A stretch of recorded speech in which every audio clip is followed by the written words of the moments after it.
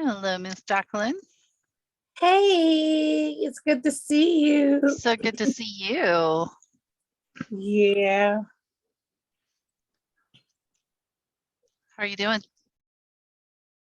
Enjoying the cold weather. Only because we know it's not going to last, right? Yeah. I prefer it not last.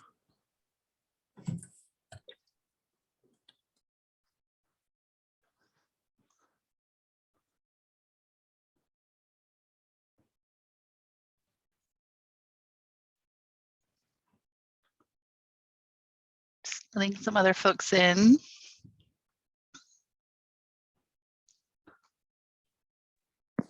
Hello, this is Sonia Stevenson. I won't be talking very much because I'm currently working, so I will be taking notes.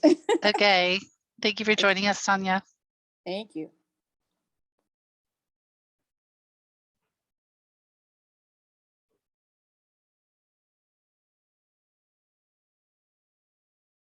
We'll wait one more minute for folks to join us, and then we'll get started.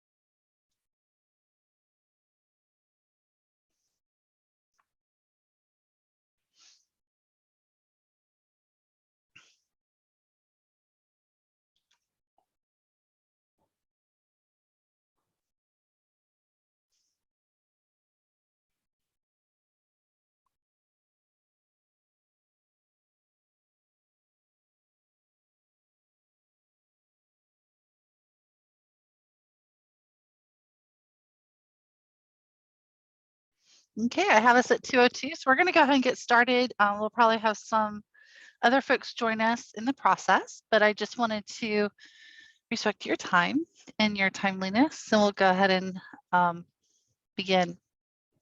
My name is Julie Tyndall. I am the Community Outreach Manager here at the City of Orlando in the Office of Community Affairs, and I manage both the Mayor's Matching Grant and the Community Investment Program grants from start to finish. And so I'm just offering today an opportunity for us to kind of walk through some of the guidelines, the application process, and everything for the Mayor's Matching Grants, and to answer any questions that you have. I'm always available to assist and provide any technical assistance that you need with the grant, answer any questions that you have. But it's always nice to kind of have some other prospective applicants in the room, hear their questions, maybe you didn't think about, and go over this information together. Since we only have about 3, 6, 9, 12, about 13 people on the call right now, let's go ahead and just do some quick introductions. This is always a great opportunity for us to network as well and get to know some of the other nonprofits that are in our community that may be doing some similar work with youth that you're doing, or neighborhoods that are in our area that you might want to hear some of their ideas for projects. So like I said, we've had some folks join us. My name is Julie Tyndall, and I'm just going to kind of call on you. And if you could just tell us a little bit your name and the organization you represent, and whether you've received a grant from the City of Orlando before. So we'll go ahead and start with Robbie Parker. Hi, everybody. I'm Robbie. I live in Colonial Town North, and I'm the vice president of the Colonial Town North Neighborhood Association.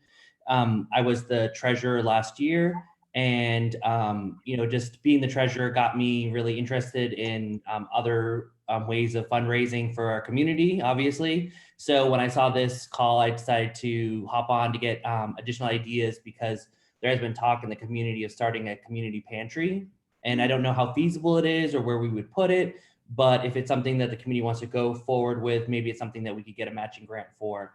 We have used the matching grant for improvements on our community garden in years past before I joined the board.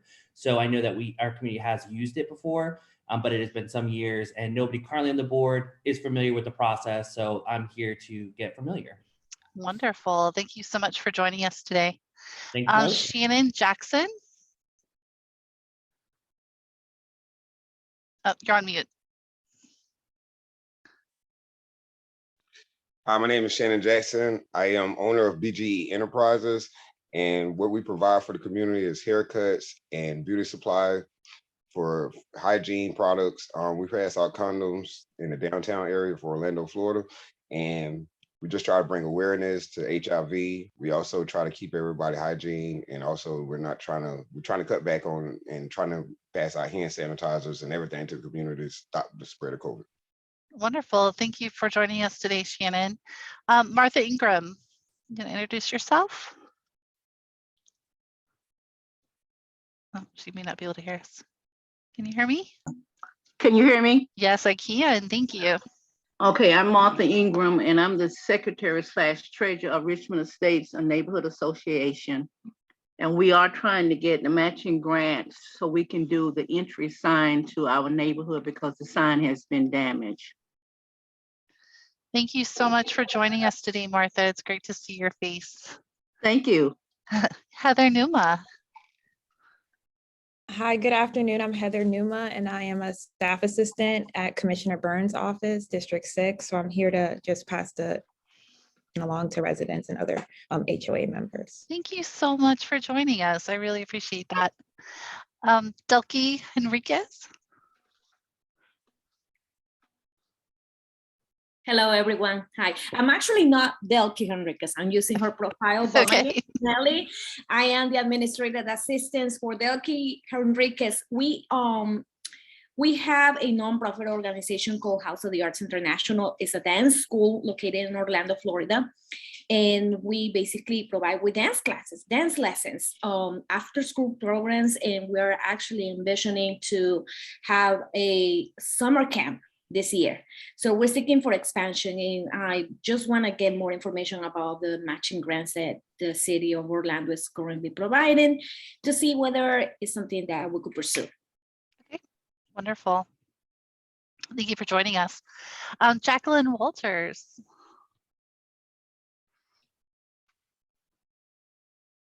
Hi, good afternoon, everyone.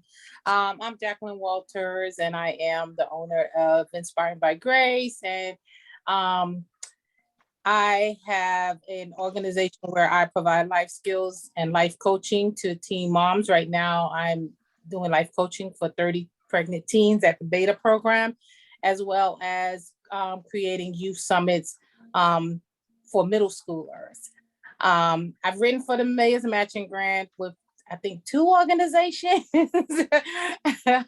My sorority, which is Zeta Phi Beta Sorority Incorporated, and for the National Congress of Black Women, and they both was to provide services for youth. Wonderful. Thank you for joining us. Yeah. Sonia, I know that you said that you were at work, so I'm not sure if you can do a quick intro. Yes, my name is Sonia Stevenson. I represent the Johnson Village neighborhood, and I'm basically trying to reorganize the neighborhood. So I'm just trying to gather as much information as possible. Okay, wonderful. Lori Schuff. Hi, everybody. I'm sorry. I don't know. My camera may be reversed and I have no clue how to get it That's fine. focused on me, but I head up corporate and foundation relations for the University of Central Florida.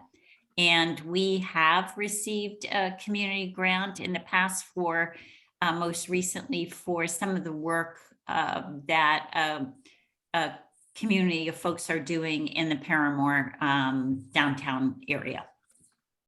Okay, thank you. Tiffany Pugh.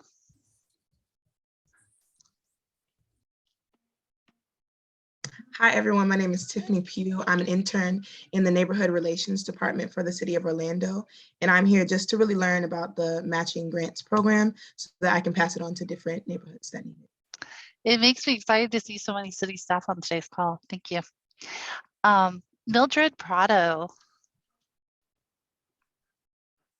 Hi, everyone. I'm Millie Prado, and I work at Advent Health University. And I had the privilege of hearing Julie last year in the Edith Bush Grant Affinity Group. So thank you, Julie, for that wonderful information.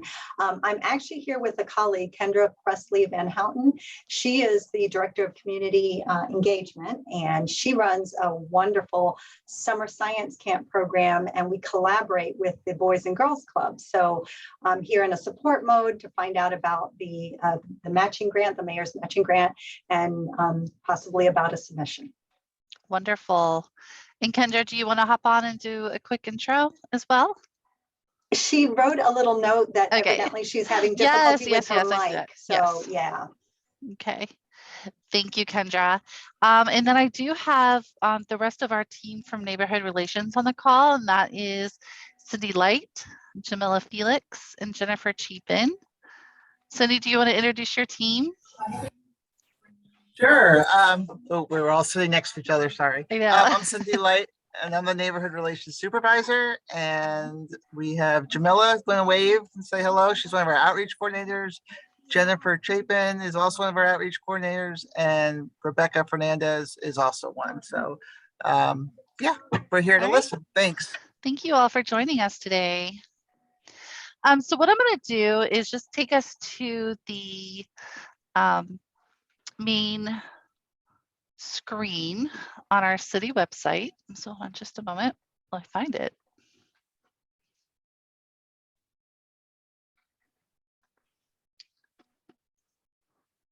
I have to reduce my screen here.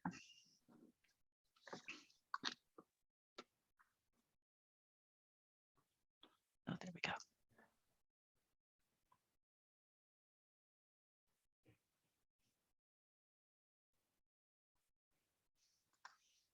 Okay, so you should see at the top of the screen, City of Orlando apply for a mayor's matching grant. Yes, okay, good. Just want to make sure. I'll just look at the head nods for validation. This is the main page you're going to go to for if you're interested in applying for a mayor's matching grant. And so what I would like for you to do, whether you're a neighborhood association, a school, or a nonprofit organization, is to look over the guidelines for schools and nonprofit organizations to give you just kind of a brief explanation of each of these. I'm going to open that. Let me make sure I'm sharing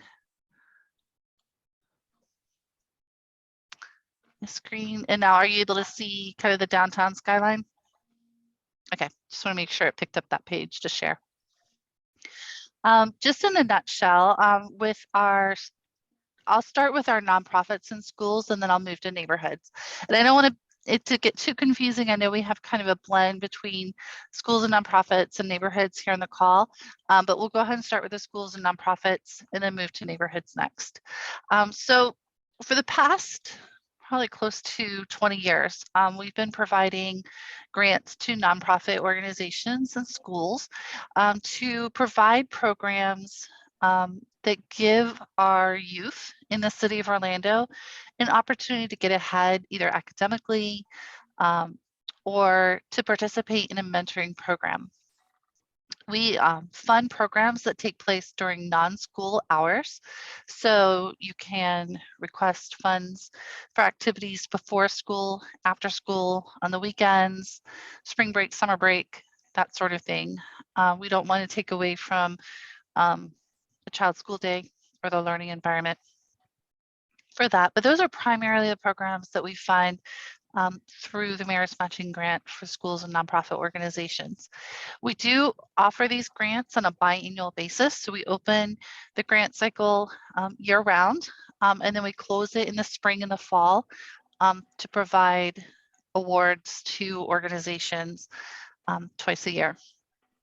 You can apply for grants ranging from $1,000 to $10,000, and they are a matching grant, which means that we require a dollar-for-dollar match of the organization that's applying. It says neighborhood organization, but that's not correct. We'll fix that. And so it is a dollar-for-dollar match of your request, and we'll go over that match component in just a moment. So again, you can look over the project criteria as far as any high quality educational, academic, civic engagement, or mentoring opportunities for youth during non-school hours. We do ask that you've been in existence for at least 1 year before applying for these funds.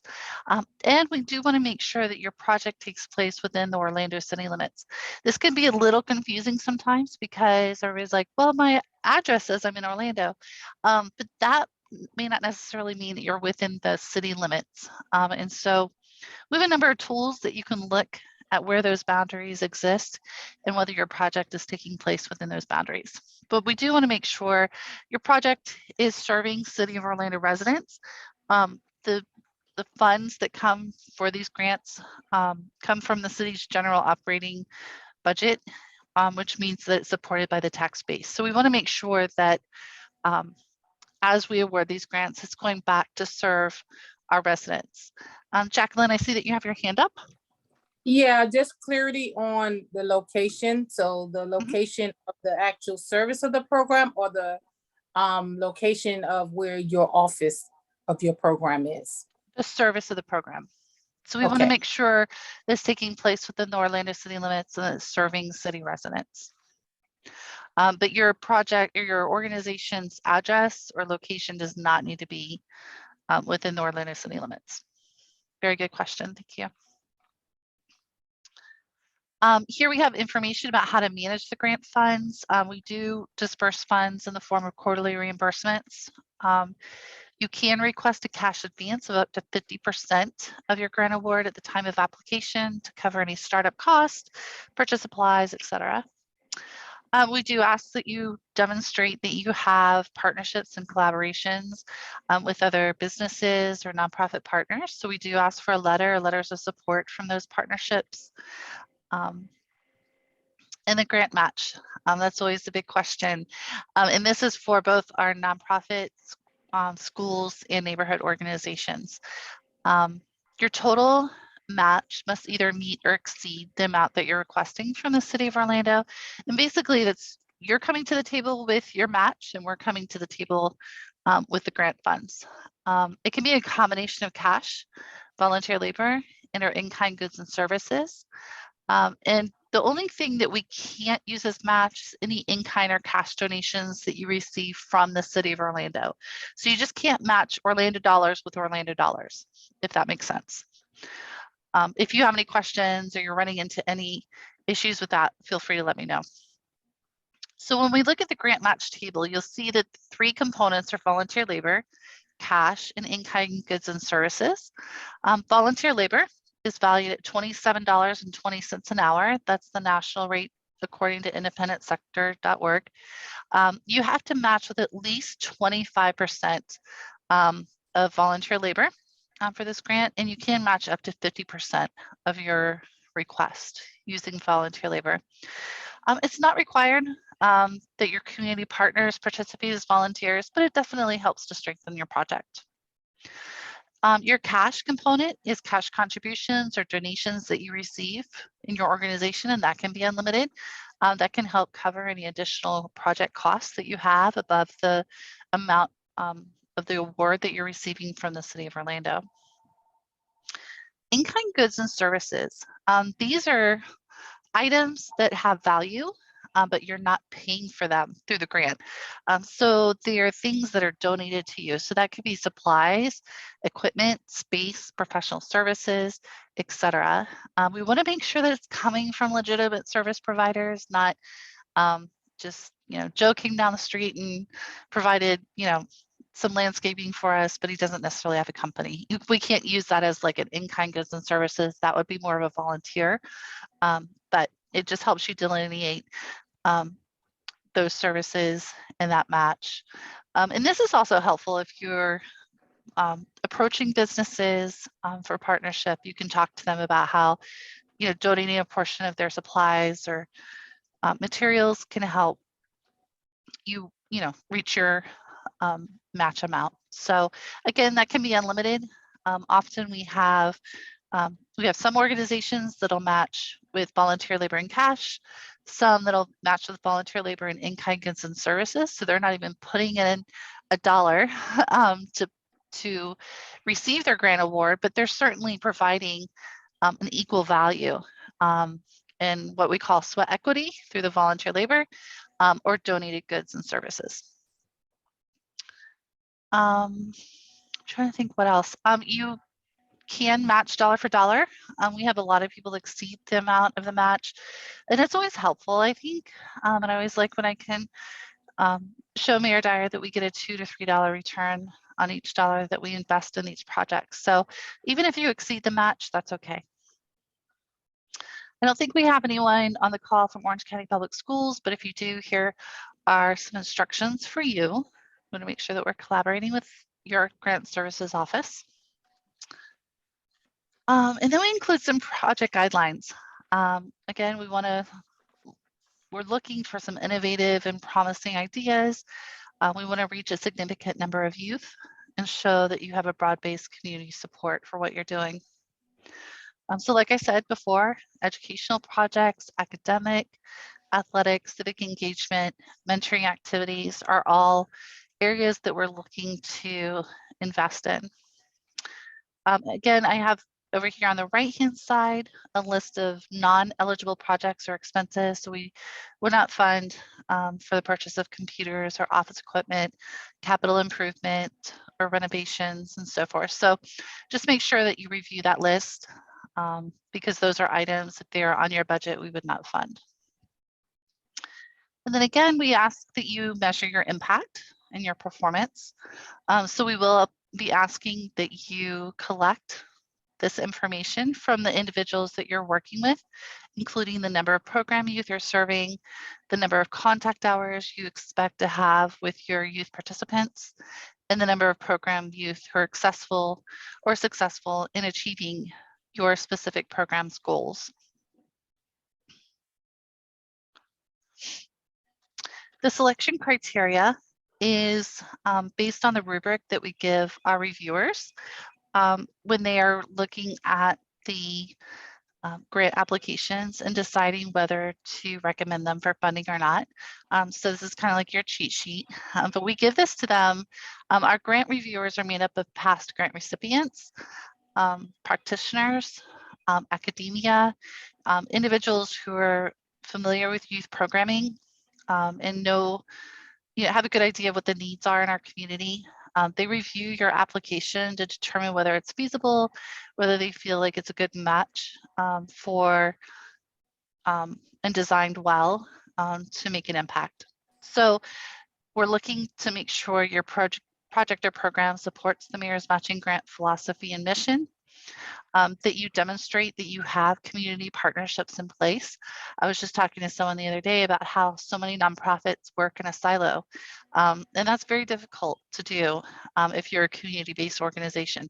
So we want to see that you have other relationships and partnerships and collaborations with other nonprofits in the area. Again, your letters of support can come from community-based organizations, community leaders, if you're partnering with the neighborhood, etc. The only thing we will not support is any letters of support from City of Orlando staff or elected officials. So if you have a partnership over at the Callahan Center or Smith Center or so forth, we just ask that you not submit a letter. So you can submit, just documentation that you have a relationship with them, but you also want to include letters of support from outside City of Orlando staff. You want to demonstrate that your project is a benefit to City of Orlando residents, that is taking place within the Orlando city limits, that your project plan is well planned, cost effective, and ready to implement, and that your budget is a reasonable projection of your expenses and revenue. So that is the guidelines for our schools and nonprofit organizations. Jacqueline, do you still have your hand up, or is that a new That's a question? new hand. Okay, go ahead. Can you clarify as far as if you are in partnership and with one of the community centers where you facilitate your workshops at that community center, you can't use them as a support, or can you use them as collaboration? match, you wouldn't be able to match city dollars with city dollars. So even if you were at one of our community centers and you were receiving this space for free or at a discounted rate, you would not be able to use that as match. You can still accept it and use it certainly, but it just can't be used as match for the grant. Okay, that's what I need. Great question. Thank you. Any other questions before we move to neighborhoods? Julie, quick question from Yes. Lori. Hi, Lori. Hi. So are you limited to serving only the city residents, City of Orlando residents, or can you serve like if say you served 80% of the students in the city, but you also were outside of that? That's a wonderful question. We ask that the majority of your participants are City of Orlando residents. So it doesn't have to be 100%, certainly. But if you know that you're providing services in the City of Orlando, the majority of the participants are coming from the City of Orlando, then that would be fine. Perfect. Thank you.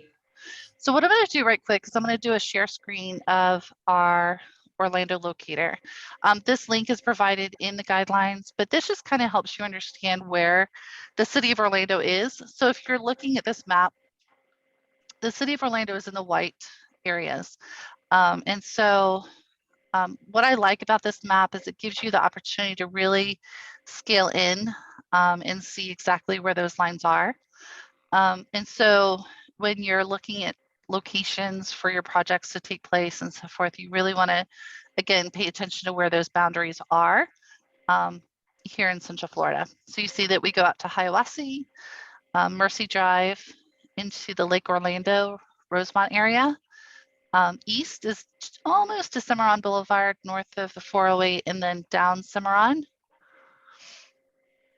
And then we actually cover, this is the airport right here, and this is Lake Nona. So we go all the way down to Osceola County, which always surprises me, but it just, like I said, gives you an idea of where the Orlando city boundaries are. Any questions about that?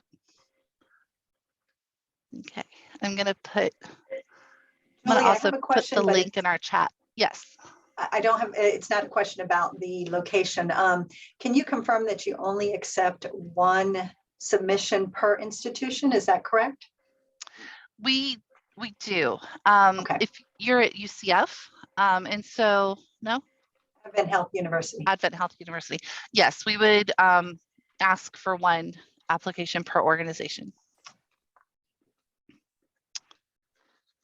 Okay, now we're going to move to our guidelines for neighborhoods. Any questions before we get started with that?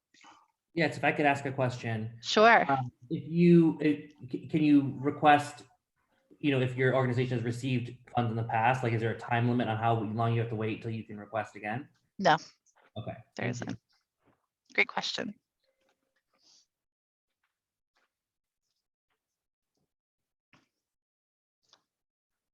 Okay, here's the guidelines for our neighborhood organizations. I'm yes, sorry. go ahead. Julie. Absolutely. I have one more question. Talking about the location. So if you are working with at-risk youth that are in an alternative school, meaning they are coming from they're coming from outside of the Orlando City boundaries for the services. How does that work? I think we would still look at where the school location is Okay. to ensure that it's within the Orlando city limits. Oh, okay, right, because it won't be where the students are coming from, just where the service is being provided within city limits. Okay. Correct. I just want to be sure. Yes. All very good questions, everyone. So this is for our neighborhood organizations. And so even if you're with a nonprofit organization, if you live in the city of Orlando, you might be interested in hearing about this as a possible grant for your neighborhood. We have been providing the mayor's matching grants to our neighborhood organizations for over 25 years now. These grants are also available biannually. The awards range from $500 to $5,000. And again, we do require the dollar for dollar match using cash, in-kind contributions, and volunteer labor. And the projects that we fund through this program are projects that must benefit the entire neighborhood. We want to make sure that all residents have the opportunity to participate. And let's see, as far as eligibility, again, we want to make sure that your neighborhood is located within the Orlando city limits. You can be any type of neighborhood, structured neighborhood organization now, whether it's a homeowners association, condominium, residents association, etc. And so we have a number of different projects that we fund. Physical improvement projects and neighborhood beautification, traffic box projects. I don't know, I might have a picture further down of that.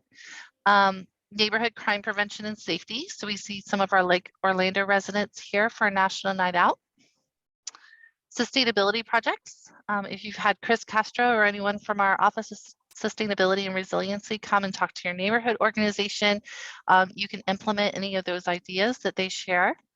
And we also fund some of our Main Street districts that are located throughout the city. Again, the grant match is the same for our neighborhood organizations, just like it is for our nonprofit organizations. The one thing we ask, instead of a letter of support, we do ask that you include minutes from your neighborhood organization meeting, showing that your voting members had a motion, vote, and approval of the grant and the match before you submit to the City of Orlando. We do ask that your meeting minutes are notarized and list the following items: the name and a short description of the grant project, the motion, vote, and approval to pursue and submit the grant application. If you're using any common property, we want to see that there's approval of that. Common property is property that's owned by the neighborhood association. If you're constructing a neighborhood identification sign, we do ask that you vote and approve the basic design and locations of the neighborhood signs. You can finalize those details, a lot of those details, once the grant is awarded. And again, you'll provide a copy of the meeting minutes documenting the discussion and vote and submitting that with the grant application. We also ask that you put together a project team because we know you're all volunteers. And so we want to make sure that the responsibilities and work is spread amongst several of the residents. So you'll have different roles that you'll recruit and assign to your residents, including project leader, an alternate project leader, report coordinator, partner volunteer coordinator, and historian. And again, this helps to spread some of the tasks and responsibilities between residents so that one resident isn't the one doing all the work. Again, we want this to be a relationship building opportunity for your neighborhood and want everyone to have a chance to participate if they would like to. On some of your projects, depending on what you're doing, if you're doing any type of physical improvement project or enhancement and building or installing any structures, you will require permits. So here's a little bit of coaching on what you'll need to do in order to obtain those permits. We do ask for a preliminary site plan if you're doing any type of physical improvement work. This can be hand-drawn. We just want to see the exact location of where the project will be placed. We do have a technical review team that looks at all of these projects. We just want to make sure that there's not a future road widening project in 3 years that's going to cause your project to be removed, or something like that. So we just want to know exactly where you're intending to place your project. Also, if you're doing any work on the city's right of way, a lot of our signs, neighborhood signs, are located on the city's right of way. We will have a right of way encroachment and removal agreement put together once the grant is awarded. That just says that you're building on the city's property. We're okay with that, but if for any reason we have work to do or we need to re-engineer that area, we may have to remove your project. So here's some guidelines for physical improvement projects again. So it's just important that you read through these instructions. If you're doing any type of project on public property, you want to make sure that you have the proper permission to do so. Examples of this, if you see a lot of the art boxes, traffic boxes that are painted around town, many of those are on city right-of-way, or some of them are on streets that are maintained by the Florida Department of Transportation. So we just want to make sure that we're doing all the homework and getting all those approvals ahead of time for those types of projects. Another example is the Delaney Park fountain that's there in front of the ball fields and the playground. That is on city property, and so the neighborhood got permission from the city of Orlando to install the fountain on that property. Another example is our Thornton Park fountain, which was actually Mayor's Matching Grant project as well. So when the city was putting in the roundabouts throughout kind of the downtown Colonial area, the residents in Thornton Park said, we don't want just a basic roundabout, we want a special one. So so they asked, you know, and this was one of their projects, was putting in the fountain, which has become very iconic for that area.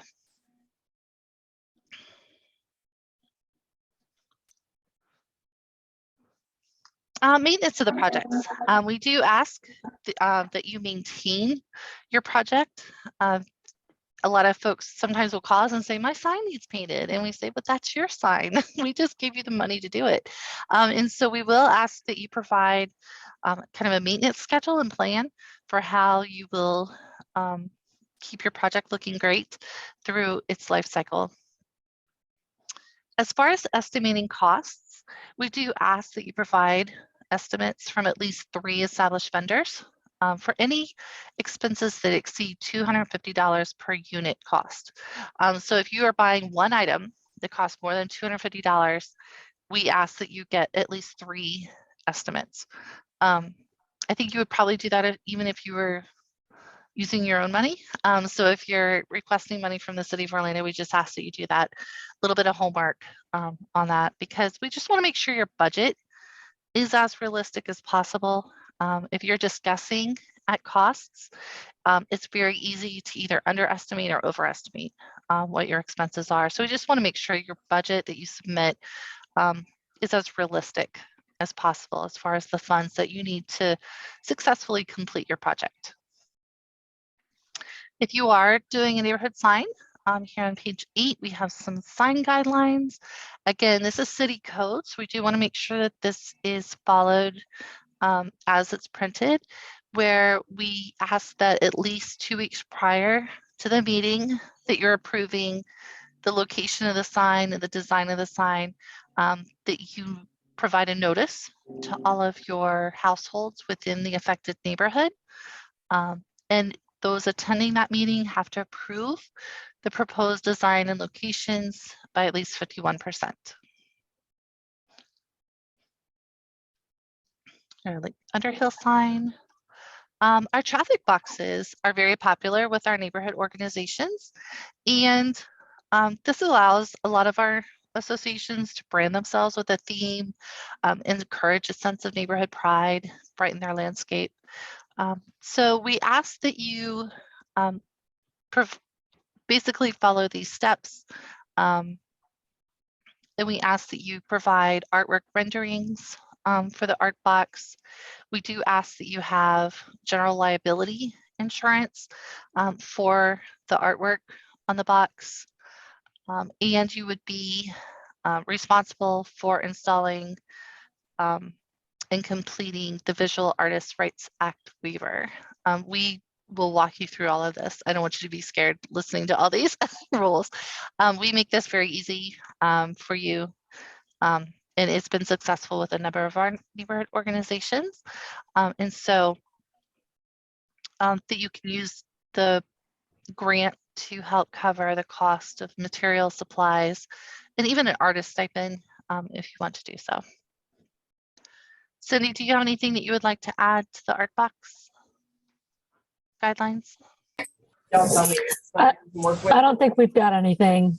Okay. This is Jennifer. We don't have anything. And Thank there are, you. I will tell you, there are lots. Okay. Also, many people use the Mirrors Matching Grant for crime prevention and safety guidelines. This can be a number of different ways that this can be implemented. The first thing that you can apply for is CERT training. That's a community emergency response team. And this is where you'll work with the Orlando Fire Department and our Office of Emergency Management to develop a neighborhood emergency response plan. The idea of this is that you identify the needs in your community, you develop a resident directory, and then if there is in the chance of a storm or some other type of emergency, you're able to essentially be the first responders for your neighborhood before our officials, responders can get to you. So that can be as simple as knowing which households in your neighborhood need power for medical equipment and so forth. So if you find yourselves in a situation where nobody has power, what would you do, kind of thing. So it's just helping you learn ways that you can step in and take action in the event of an emergency to help your residents in your neighborhood to stay safe. Some of our other security, public safety, I'm going to back up a little bit, is that you can have a security survey conducted of your neighborhood by the Orlando Police Department.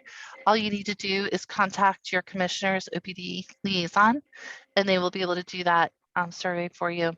And what that does is it helps identify security weaknesses. They can make recommendations and educate residents about how you can make changes in your physical property or to your behavior to help prevent crime.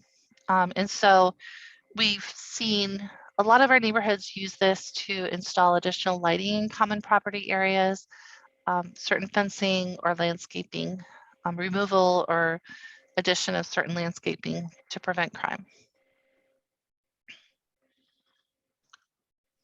And we also are funding sustainability projects.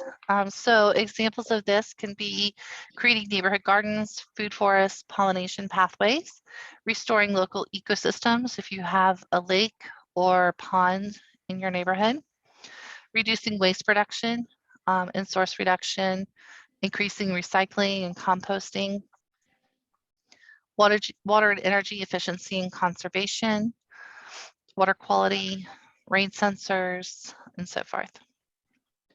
Here's one of our beautiful gardens. I think this one is over at the Greenwood garden. And I don't think we have anyone on our call for Main Street, so I'm just gonna kind of slip past that one. And the selection criteria is the same as for our nonprofits. Again, we want to make sure the project that you're proposing supports the Mirrors Matching Grant philosophy and mission. You show that you have community partnerships in place, strong community involvement as far as residents from your neighborhood organization, that you have buy-in and support for this project, that the project is a benefit to the neighborhood, not just a few residents, but the entire neighborhood. That your project plan is well planned, cost effective, and ready to implement, and that your budget is a reasonable projection of expenses and revenue. Total possible points on these rubrics that we give are 30 points. You don't have to achieve the 30 points. It just helps us when we have multiple applications to identify the ones that are the strongest and, well, I guess, completed, in a way that is ready to fund. Any questions so far? Okay. I'm going to sign in right quick. So sorry. To our Zoom grants. This is our portal that we use to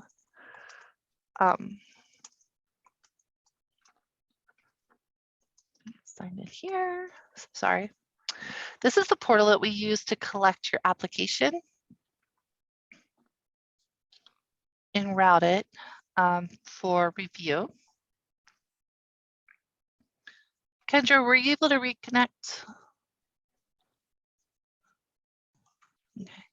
Julie, I don't think she did. She Okay. sent me a text. I saw that. Okay. I will fill her in. Okay. And then Delki, yes, the PDF available is on the city's website for all of this information. And we'll walk through that before we actually will visit that now.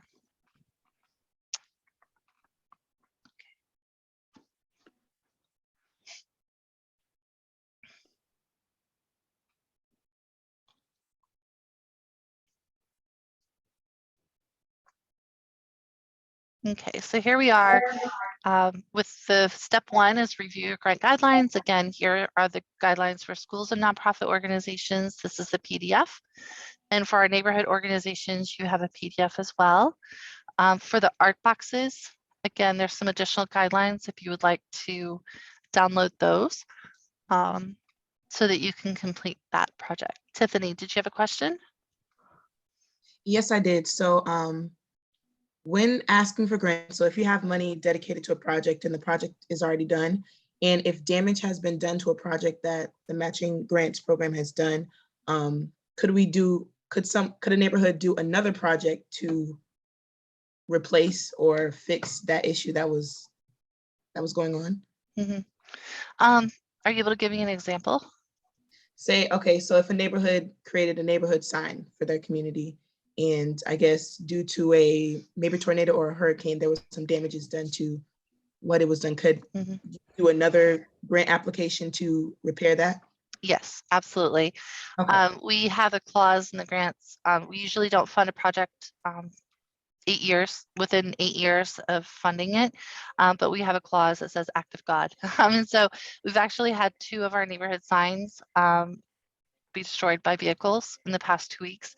And so, you know, in situations where either we can't access the driver's insurance or so forth, we've allowed the neighborhoods to use a grant to repair the damage that was done. So for your sign, if it was a storm damage that blew, you know, the sign over or caused it to disintegrate for some reason, you would be able to apply for a grant to restore that sign.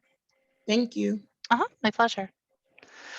So step 2 is to watch the Q&A session. You're participating in it today, but what we'll be doing is providing a link to recording this session so you can go back and listen to this later. And then you'll submit the application. So you'll just click on submit application. This is going to take you to our grants page. And are you seeing this now with the orange at the top?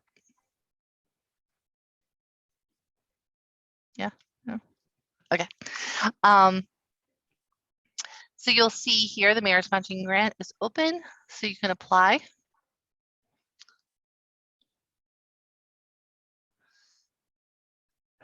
And when you scroll down, you'll find some of our descriptions, requirements, restrictions, and so forth are mirrored for what is in the guidelines.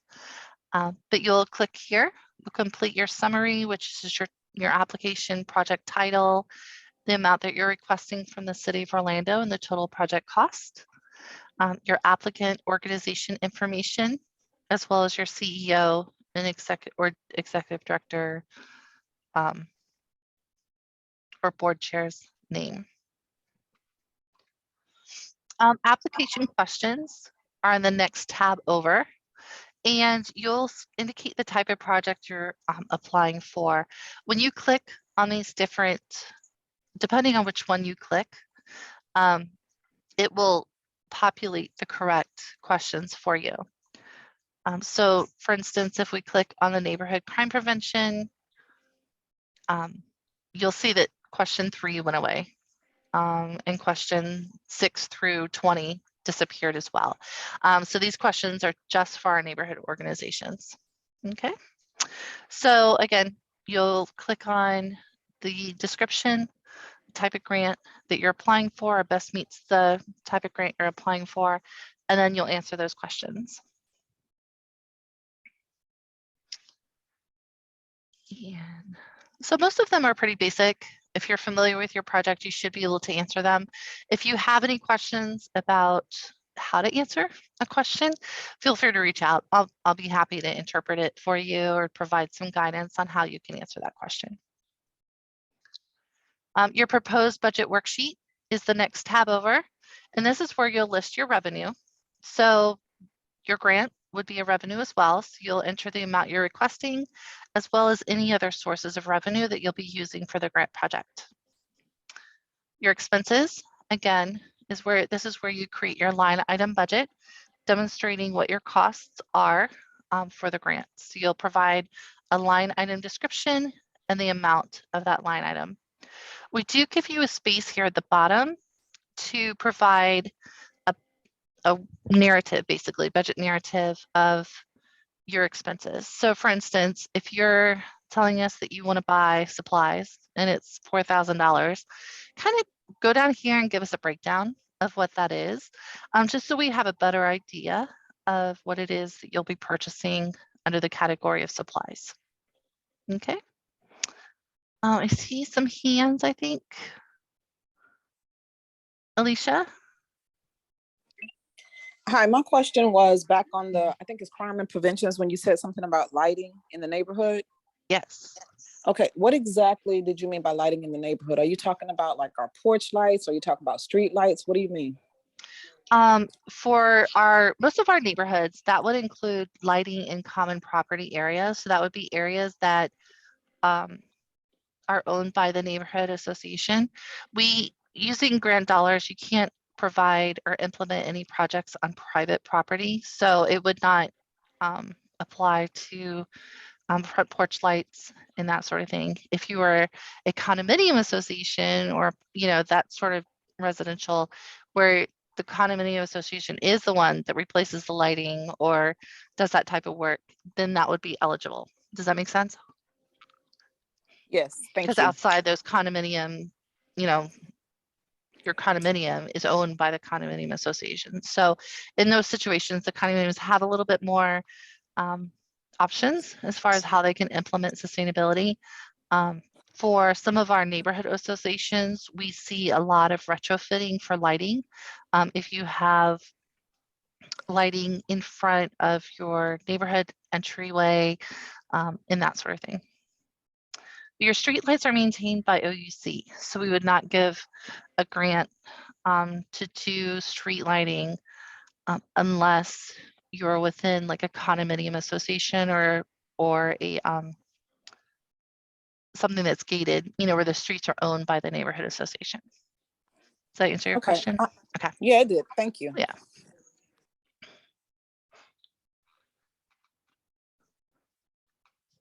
Okay, our next tab is going to be where you can demonstrate your match. So this is where you'll enter your volunteer match contributions. So you'll identify your source, either community volunteers, a business partner, residents from your neighborhood association, volunteers that are a part of your organization, and then the hours that they're contributing. You can bulk this. You don't have to list individuals separately unless you want to. But this just kind of gives you an idea of how many hours you anticipate those individuals will volunteer during the grant term, which will be for 12 months. In-kind contributions and grant match are listed here. So any in-kind contributions or donations you'll list here, as well as the value of the donation. And then any cash match, whether it's from your organization or another revenue source, can be listed here in cash match, as well as the full amount. For our neighborhood applicants only, we have here, you can enter your project team information. Here you'll see in the left-hand column, the various roles. You'll just provide the name, address, phone number, and email address for the individuals who will be participating on your project team. And the last tab is for documents. And so you'll see here, because it is a combined application, some items are for all applicants. Some of them are only for nonprofit applicants, and some of them are only for our neighborhood organizations. Or if you're doing a neighborhood physical improvement. So kind of check, pay attention to the items in parentheses to determine whether this is something that is required for you to provide to us. So for all applicants, we do ask that you provide a W-9 form. That can be easily found by just Googling IRS W-9. If you need a copy, though, feel free to contact me. If you're a nonprofit organization, we do ask that you provide a copy of your IRS tax exemption certificate, letters of support from your community or business partners, a prior year financial statement, full statement and balance sheet, as well as a profit and loss statement. And then for your most recent profit and loss as well. So prior year and current year balance sheet and profit and loss statement. For our mandatory neighborhood associations, we ask that you provide your current and your previous year's budgets copied here, and you can just upload those. You can see on the right. If you're doing any type of physical improvement projects, we ask that you provide 2 photos of the current conditions of the project site, as well as a preliminary site plan drawing of the exact site locations. I described that earlier. Your letters of intent are for any in-kind or cash contributions. So if you have listed any in-kind or cash contribution as matched, we do have a template up here that you can use. So you'll just click on that. It's a Word document. You'll complete that and upload that here in this section. All of our applicants, again, if you have any items, one item that costs over $250, we do ask that you get those 3 estimates. And so this is where you would upload those estimates for us. And then if you are a neighborhood organization, we do ask that you provide your notarized meeting minutes, recording the motion, vote, and approval to pursue your mayor's matching grant and submit the application to the City of Orlando. So this is pretty easy as far as providing this information. You just click on the right-hand side to upload. Little screen pops up. You describe the file, you link it, and then you upload. So give it a name. You choose your file once you click on this, and then hit upload, and it will upload to this document. Any questions? Mildred. Hi, Julie. And I think I know the answer, but I just want to verify this is an application that you can complete within stages, save, and come back to. Is that correct? Mm-hmm. Absolutely. Okay. The other thing you can do, I'm going to pop over to the summary tab. Once you've opened your application, you can also invite other individuals to collaborate on the application. And so you'll provide their email address and their details. And what they can do is they'll receive an invitation to participate as a collaborator, either on your application or doing quarterly reports. So they will be able to log in and contribute as well. The only thing that we limit is that collaborators can't submit the actual application. The owner of whoever started or initiated the account in Zoom Grants would be the one that submits the application. Collaborators can submit the quarterly reports, they just can't submit an application. But that just gives them the opportunity to log in and work on that application. So you establish, did you say it was a Zoom account? It's through Zoom, did you say? Zoom Grants.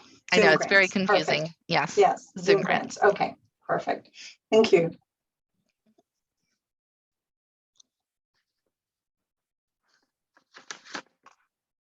Any other questions?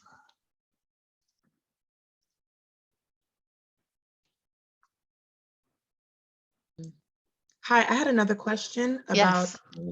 I meant to ask you earlier, but for the volunteer hours, did it say on that chart that it couldn't make up half of our it couldn't make up the organization's part of the matching grant? So what I always tell folks to do is don't necessarily only put in your volunteer hours to meet the match. Like put in the volunteer hours that you expect will be contributed to the project. So for instance, if you're a nonprofit and you're doing a mentoring program once a week for 2 hours, and you're going to have at least 2 volunteers at that project site with you, you would go ahead and do the math. How many sessions are we going to have times 2, times 2 volunteers, and that would give you the number of hours for that program. For match purposes, what we look at is you have to have at least 25% of your grant request in volunteer hours, and we'll allow match of up to 50% of volunteer hours for match. So then the other 50% would either be in-kind donations and or cash. Does that make sense? Yes. Other questions? All right, well, I must have done a good job, or else I've really overwhelmed you at this point. So everybody feel pretty confident moving forward? Okay.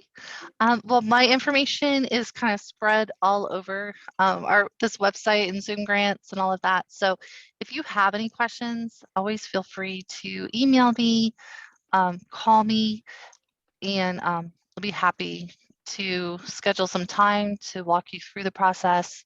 I want this to be a pleasurable experience for you. I don't want it to be frustrating and stressful. So whatever I can do to help you, I'm here to do that. Thank you so much. Thank you, everyone, for participating today. I look forward to receiving your applications. Thank you, Julie. Very informative presentation. You. Have a great afternoon. Bye, everyone.